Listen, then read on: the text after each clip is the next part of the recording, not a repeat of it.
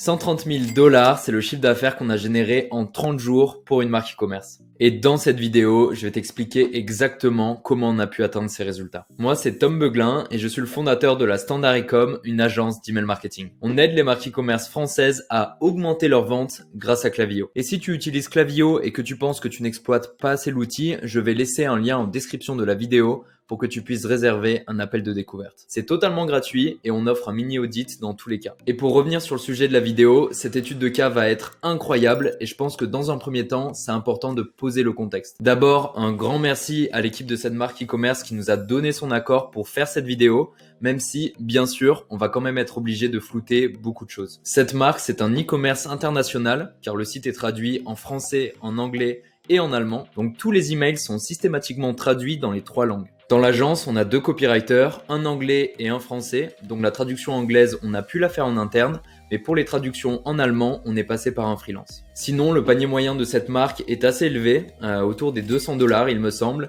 et ils sont leaders de leur industrie. Et pour la faire courte, ils vendent des produits de soins pour animaux. Voilà, vous avez déjà un peu plus d'informations et avant de vous montrer le détail des résultats, je préfère préciser à l'avance que de 1, on n'a pas changé le modèle d'attribution de Klaviyo et de 2, on n'a pas réalisé de grosses réductions sur les newsletters pour obtenir ces résultats. La plus grosse réduction qu'on ait faite pour l'instant, c'est un moins 10% sur une newsletter du mois d'août. Ceci étant dit, on peut maintenant passer directement aux résultats. Et voici donc leur compte Klaviyo. Et comme vous pouvez le voir juste ici, cette marque a généré un peu plus de 360 000 $ lors des 30 derniers jours et 36% de ce chiffre d'affaires a été généré grâce à Klaviyo, donc grâce à l'email marketing. Et ici à droite, on a le détail, 40 000 $ a été généré grâce aux automatisations, donc les flows, et 91 000 $ a été généré grâce aux newsletters. Et pour vous montrer un peu l'évolution des résultats, en fait, on a commencé à travailler avec cette marque en juin, fin juin il me semble. Et du coup, pour vous montrer, par exemple, en mai, ils faisaient pas du tout d'email marketing avant nous, que ce soit même en avril, par exemple. Vous voyez, ça représente 3% du chiffre d'affaires. En mai, c'était seulement 2%. Et donc, en juin, on a commencé à mettre en place les premières automatisations. Donc, c'était en fin de mois. Donc, ici, on était à 5%. En juillet, les automatisations ont été mises en place. Donc, on a atteint les 14% du chiffre d'affaires généré grâce à Klaviyo. Et donc, en août, les automatisations étaient mises en place, on a continué d'essayer de les améliorer et à côté, on a également commencé à mettre en place des newsletters et comme vous pouvez le voir, on a atteint du coup les 35% assez rapidement. Et je vais donc vous montrer exactement, étape par étape, comment on a réussi à atteindre ces résultats.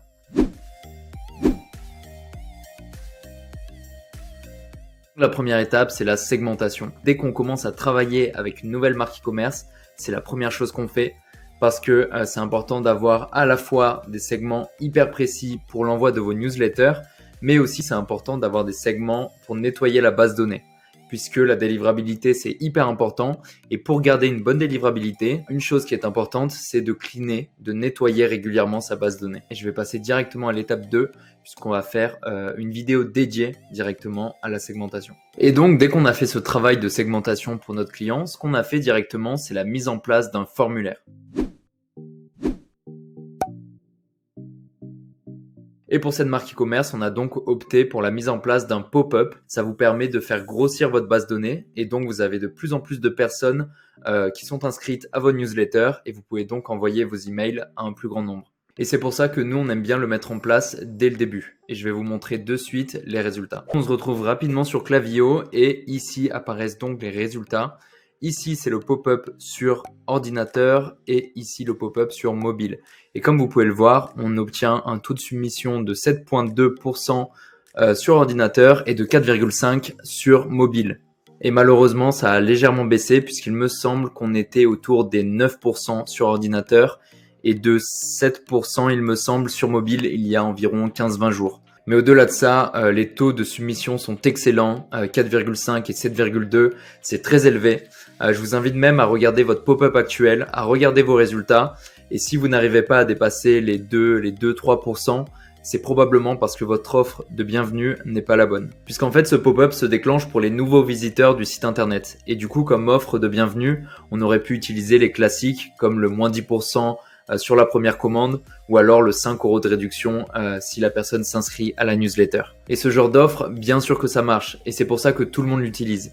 Mais je pense que c'est compliqué d'obtenir des taux de submission aussi élevés avec des offres qui sont vues et revues lors de la première commande. Et donc nous, on a voulu aller plus loin et on a testé 2-3 offres différentes et on a fini par trouver celle-ci qui fonctionne très bien. On se permet de la réutiliser pour d'autres clients en l'adaptant bien sûr en fonction de la marque. Malheureusement, je ne peux pas en dire plus sur cette offre de bienvenue, mais pour résumer, on a décidé de la garder parce que de 1, ce n'est pas un code promotionnel, donc ça n'a pas d'impact négatif sur l'image de marque.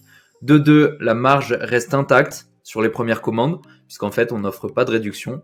Et de 3, le taux de submission est hyper élevé, comme on l'a vu, un peu plus de 4% et un peu plus de 7% sur la version desktop. Donc voilà, c'est tout bénef pour le client. Maintenant, si vous devez retenir une chose de cette partie mise en place d'un pop-up, c'est ne vous contentez pas de faire des offres classiques, faites des tests et essayez d'être original.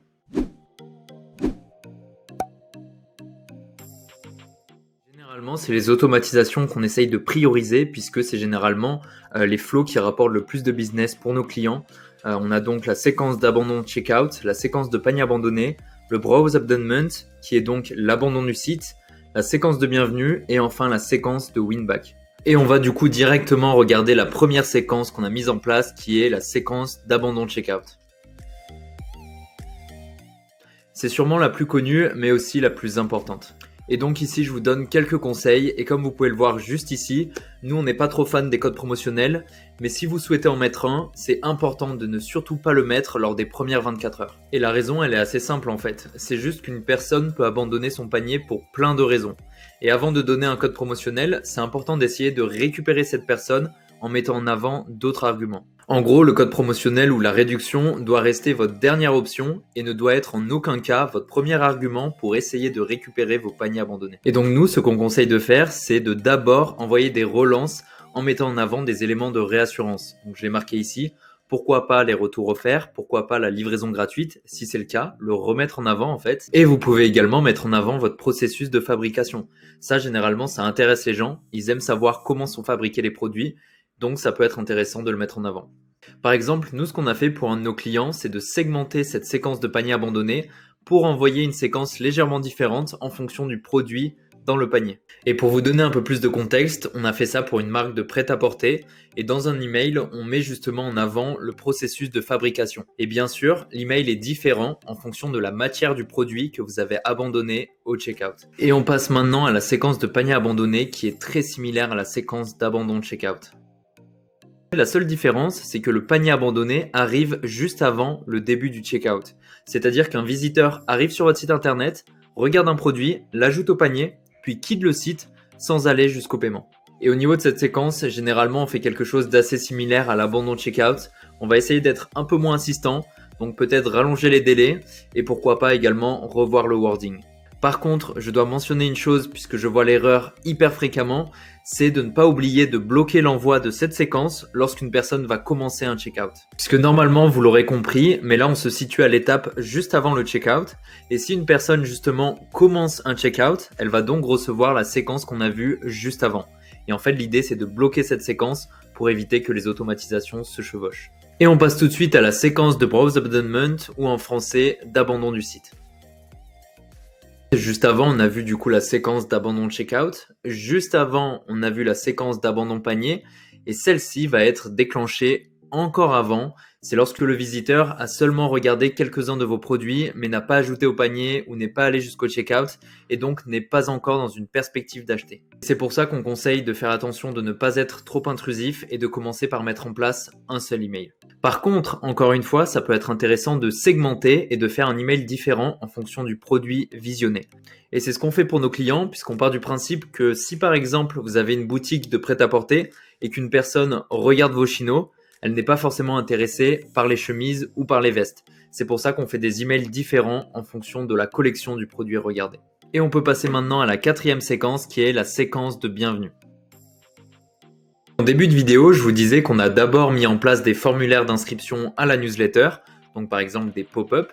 Et bien en fait, cette séquence de bienvenue sert à accueillir les nouveaux inscrits. Et généralement, cette séquence est composée de plusieurs emails et je pense que c'est un bon moment pour d'abord présenter la marque, présenter vos valeurs, Ensuite, présenter vos collections best-sellers ou alors vos produits best-sellers.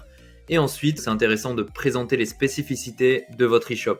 Que vous ayez un programme de fidélité ou alors un diagnostic pour aider les personnes à trouver leurs produits parfaits ou alors si vous avez des valeurs, par exemple ici des engagements environnementaux. Et la cinquième automatisation principale est donc la séquence de win-back. C'est un ou plusieurs emails qui sont envoyés lorsqu'un acheteur n'a pas passé commande depuis un certain temps. Ça dépend un peu en fonction de votre délai moyen de réachat, mais en général, on va être autour des 7-8 mois. Et à ce niveau-là, généralement, on va donner une incentive, que ce soit un code de réduction ou alors une offre un peu particulière. Et nous, chez la Standard E-Com, on a une stratégie assez particulière pour cette séquence de win-back. On obtient d'excellents résultats, généralement un taux de clic entre 7 et 8%, ce qui est juste énorme. Mais du coup, je préfère pas en dire plus et garder la stratégie pour nos clients. Et si tu veux en discuter, je te rappelle juste qu'il y a le lien Calendly dans la description de la vidéo, donc n'hésite pas à booker un appel.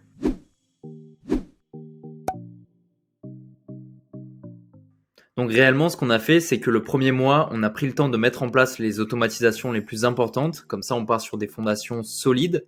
Et ensuite, on a commencé à mettre en place les newsletters, ce qui nous a permis d'atteindre les 30% du chiffre d'affaires généré grâce à l'emailing. Et en parallèle de ces newsletters, on a pu aussi progressivement mettre en place des flows un peu plus avancés, qui sont peut-être plus axés parcours client.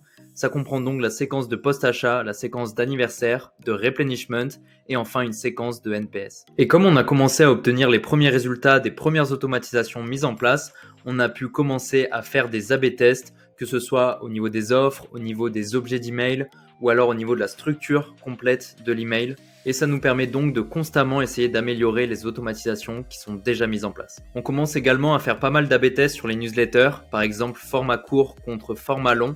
Donc on a encore, je pense, une bonne marge de progression. Donc rapidement, pour résumer, étape 1, segmentation. Étape 2, mise en place d'un formulaire, d'un pop-up pour capter les visiteurs du site internet. Étape 3, mise en place de tous ces flows qui sont les flows les plus importants et qui rapportent le plus de ventes. Et on arrive du coup à l'étape 4, qui est la création d'un calendrier éditorial pour les newsletters, la mise en place de flows plus avancés et enfin les A/B tests. Voilà, on est arrivé au bout de cette étude de cas. Merci de l'avoir regardé jusqu'à la fin. Et encore une fois, si tu es dans l'e-commerce et que tu penses que tu n'exploites pas Klaviyo à son plein potentiel, n'hésite pas à booker un appel pour en discuter. Sinon, n'hésite pas à me suivre sur LinkedIn. J'essaye de partager des petits tips sur l'email marketing un peu tous les jours. Merci encore et à bientôt.